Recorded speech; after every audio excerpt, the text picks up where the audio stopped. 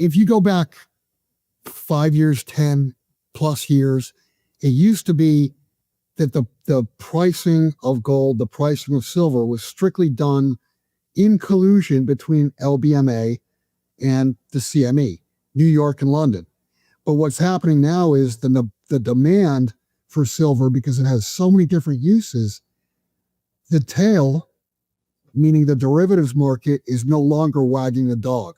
The dog is standing up on its own and it's starting to wag the tail. In other words, the cash markets are pricing silver, they're pricing gold, and the futures contracts in New York and London be damned. And that's proven. Just look at the price in Shanghai. Look at the price in Shanghai. Look at the price in India. They're both at a premium right now. Shanghai's $11 higher. In what world could that exist without arbitrage? And the reason the arbitrage is not closing that gap is because if you sell a contract or sell physical metal in Shanghai, now you're short, and you buy it in New York, and if you don't get delivered on, you're short, pure and simple. So the reason the arbitrage, that spread, exists is because, in my opinion, traders are afraid to go short in Shanghai because they don't know 100% positive that they're going to be delivered on in New York. Back in the mid-70s, when they created the futures contracts, they were created, and actually, I just posted this on my site 2 days ago. Data had put out a press release back in 2017 where there was an intercepted cable that talked about the origination of the COMEX futures contracts, and that the purpose was to be able to control and suppress the price of gold and silver. It worked as a relief valve, if you will, on the pressure of physical buying of gold and of silver. Now you can add one more group to one more layer on top of the suppression, and that was the ETFs, GLD, SLV. If you look at their prospectuses, they do not have to own physical gold. They do not have to own physical silver. They have to own, they can own physical metal, but they're also allowed to own contracts. And when this came out in 2003, GLD, and then I think SLV came out a year later or 2 years later, right off the bat, I said, this is a pressure relief valve. It makes it easy for somebody to point and click in their brokerage account and purchase GLD, purchase SLV, and say to themselves, okay, now I'm hedged. I own gold, I own silver. The only problem is that's not true. You don't own gold, you don't own silver, you own contracts. You have a paper conduit to your ownership of the metal. So what it did was it steered what would have been physical buying, cash and carry, you buy it, you take delivery. It took some of the pressure off of that and diverted funds into the ETFs. Now there's one more layer, and not too many people have talked about this, but I fully believe this, that the cryptos themselves were also a pressure relief valve for investors who wanted to get out of fiat. What they did was they've offered another avenue to get out of fiat and into something. I guess when I say something, what is Bitcoin? What are cryptos? In my opinion, they're digital air, and when the rug gets pulled, those are going to be zeroed out. So in the end, you either own physical gold, physical silver, or you don't. If you own the ETFs, you don't own gold or silver. If you own crypto, like I said, I don't know what you own. In my opinion, it's digital air. But all three of those instances were all used to suppress the price of gold and to suppress the price of silver. And oddly enough, gold and silver since January of 2000 have been the best asset class to own. Yeah, and I think it's so interesting. You talk about ETFs. I mean, it's so good you bring that up because people often take at face value, thinking, "Well, it must be audited, it must be legitimate," and they haven't read the prospectus that you refer to, where it's possible to short sell. So if you can short sell an ETF, if there's a derivative crisis, when the derivative crisis blows its head up, the very reason you bought what you thought you bought gold and silver for was what it should say on the box, which is to protect you. Well, how do you know? You're going to get bailed in to the balance sheet of a bank you've never looked at, who has borrowed silver and can't pay it back. What do you think?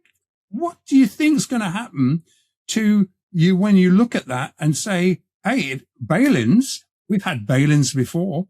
You wait, you don't know they're coming. You wake up and and bail-ins, and we talked about this before, Bill. You've been talking about it for years. Bail-ins are everywhere. They're sanctioned to be everywhere on this globe, Western globe. So people don't think about what you're just talking about here, and they invest in ETFs. What you're broadly describing is the great caking, and that is very real. All of those laws, if you either read or watch the video of David Rogers Webb, all of the laws in the Western world, they're all footnoted. Every one of those laws are on the books. The ink is dry. And when this thing does come down, that's how banks will try to survive. And that's how brokers and insurance companies are going to try to survive by bailing in customer assets. So it's, like I said, it's 100% real. And if you have money in the system's going to take your capital. Well, I think that's what's interesting again about that is there are solutions. So now, if I'm a fund or or if I'm a producer, a refiner, or institutional fund manager, and for example, an institutional fund manager may not be sanctioned to own physical. So this is why they invest in ETFs. But now, if you invest in a Western facing SGE free trade zone, gold and silver corridor, 1-to-1 backed physical, 100% backed physical, you can actually access, and this is the thing is that's happening under our noses right now. Now, you can only have that if it is 100% physically backed. It is an auditable exchange inside and siloed, unlike the COMEX, which is siloed in like a casino. It had nothing to do with reality. This is siloed inside physical. Once you enter it, and you enter their ETF, it's 100% physically backed. You can trade out, you can swap, you can do anything you want. Now, these are the people that used to inhabit the COMEX. They're left. They've gone. And if I'm a producer, why would I play that stupid game where they're going to see, I'll tell you what we'll do. We'll fix the price here, and then we'll play them games with you. And hang on, no, I just want to know what is my forward cost? What am I being paid?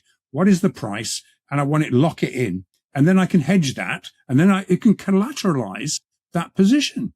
So this is the strange thing about it is that these people don't realize the COMEX open interest has vanished, is disappearing into an alternative venue where you can be physically backed. You're describing the physical side of Shanghai. There is a futures side to Shanghai, And as I understand it, there's close to 30 different groups that have been shut down over the last, since the peak, since the smash.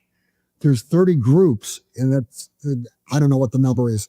It's over 200 customers have been precluded from trading Shanghai futures because they've broken the rules. And, kudos to you, Andrew. I can remember back in 2010 when you testified in front of the CFTC regarding, position limits and, of course, all the shenanigans that have been going on. There were no repercussions whatsoever from that. As a matter of fact, CFTC came out after a 5-year study on silver and said, "No, nothing to see here. Everything's good."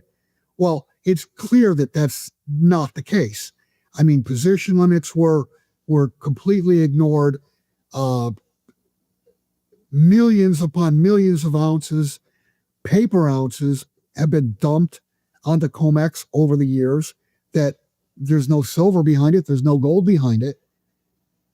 However, China is enforcing the rules, and China is going to drag COMEX and drag LBMA upward price wise by forcing them to, if for lack of a better term, lift their skirt up and show that it's a fraud.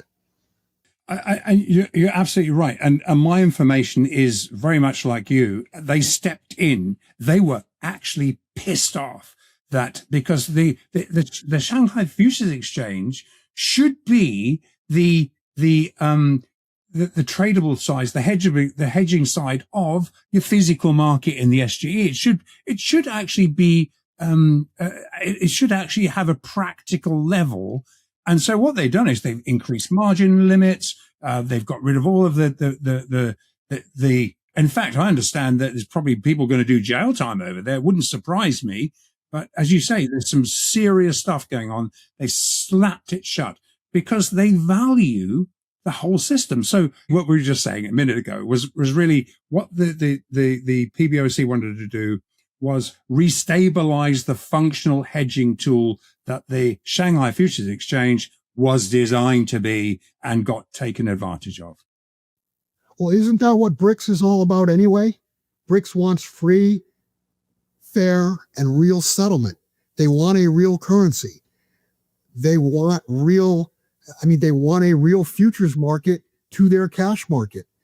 I have no idea whether this is correct or not, but finance or international finance is a war, if you will. And China understands, if you and I understand that there's a shortage in silver, they understand that there's a shortage in silver. They know more than we do. What they are, what I'm getting at is they, by shutting down these rogue traders in the futures market, they want real markets. They want Mother Nature to take over because they know that Mother Nature turns the Western world upside down without them firing a shot.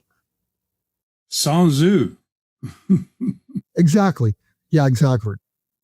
Very clever. People forget, Bill, I know we know this, but people forget that it's only been 400 years, and that's tiny in the span of Chinese history. 400 years since silver was Chinese primary mainstay currency. We see these new tariff wars have sparked a move to switch from price suppression to draining cheap silver. They're going all in, stepping in, building up the strategic silver stockpiles. And again, Sun Tzu style, they're currently being drained from its enemies. They are enemies, and they want to remonetize silver. And they've remonetized gold. They're remonetizing silver. Why? This is hell for the West, because they're not positioned for this at all. Well, because it's a fiat system and it's fractional reserve. It's as simple as that. Basically, what the East wants is Mother Nature to take over and do a complete reset of all assets. And that reset, it makes worthless assets worthless. And when I say worthless assets, fiat's all over the world, credit all over the world, payable in fiat. I had a mentor for years that used to use the term, everything's worth nothing. And the way he explained it was basically fiat currency it's nothing. It's backed by, it's their IOUs, plain and simple. And then the credit markets, the borrowed money, that's worth nothing because it's payable in nothing.